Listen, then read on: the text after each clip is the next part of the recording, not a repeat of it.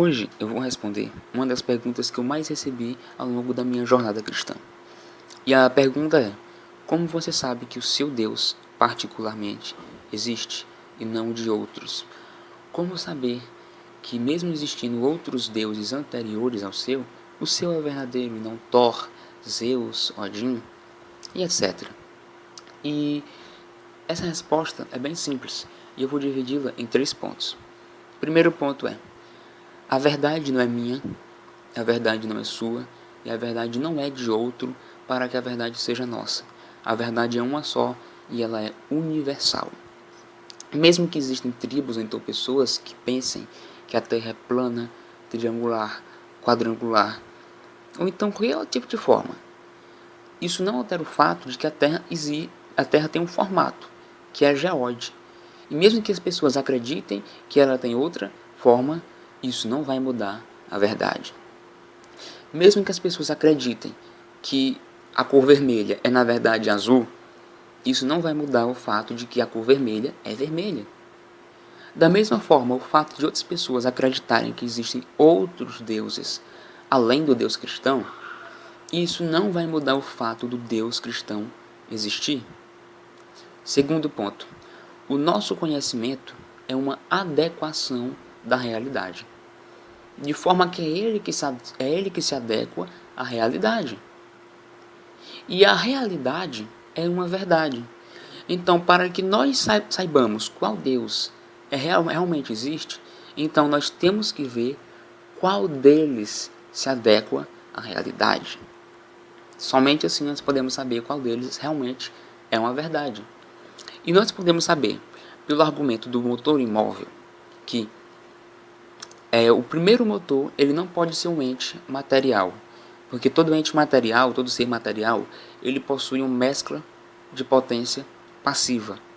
Como assim? O que é uma mescla de potência passiva? Se você ver os meus vídeos anteriores, eu explico isso. Que o exemplo que eu sempre dou, a água. Todo ser material, ele tem a capacidade, ou seja, ele possui a possibilidade de receber de outro ser anterior a si algo que ele não possui em ato, ou seja, como qualidade. E eu vou dar até o exemplo logo, que é o exemplo da água, que eu já dei anteriormente. A água passando do estado líquido para o gasoso, nesse meio termo que nós podemos medir, é o que nós chamamos de tempo. Todavia, a água não muda a si mesma. Ela precisa do fogo que tem calor em ato, ou seja, como qualidade, para modificar, para mudar a água que tem a potência, a possibilidade de mudar de um estado. Então, todo ser material, ele possui essa possibilidade. E se o motor é primeiro, se o motor é imóvel, significa que ele não recebe mudanças de outro ser que é anterior a ele. Até mesmo porque se ele fosse antecedido, ele não seria primeiro, ele seria segundo, seria terceiro, então quarto, infinitamente. Mas ele não seria primeiro.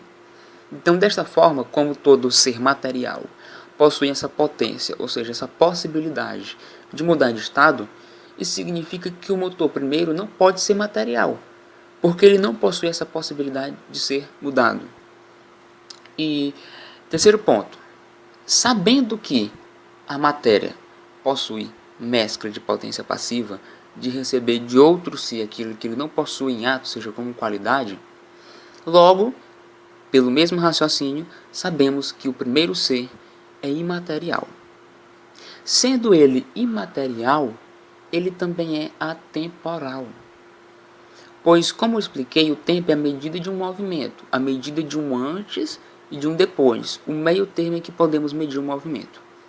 Se ele é imaterial, isso significa que ele não está submetido a esta mudança. E ele não estando submetido a esta mudança, logo é atemporal, pois é a matéria que gera o tempo. E se ele não é composto por matéria, é imaterial e é atemporal. Ele sendo atemporal, não está ligado, não está limitado também pelo espaço-tempo, pois o espaço e o tempo são ligados uns aos outros.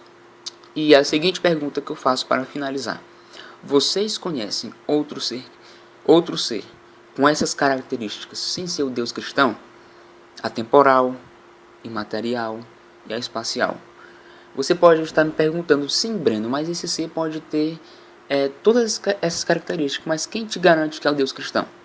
Bom, a Bíblia, ela diz que Deus é onipresente, onipotente e onisciente. Que Deus sabe todas as coisas, está presente em todas as coisas e pode todas as coisas. Um ser que é imaterial, ele trouxe, significa que ele trouxe toda a matéria à existência e faz com que toda a matéria permaneça na existência. Logo, ele é onipotente, porque criou todas as coisas. Um Deus que criou o tempo significa que ele sabe de todas as coisas, porque ele não está limitado pelo tempo. Logo ele é onisciente, sabe todas as coisas, sabe do passado, presente e futuro.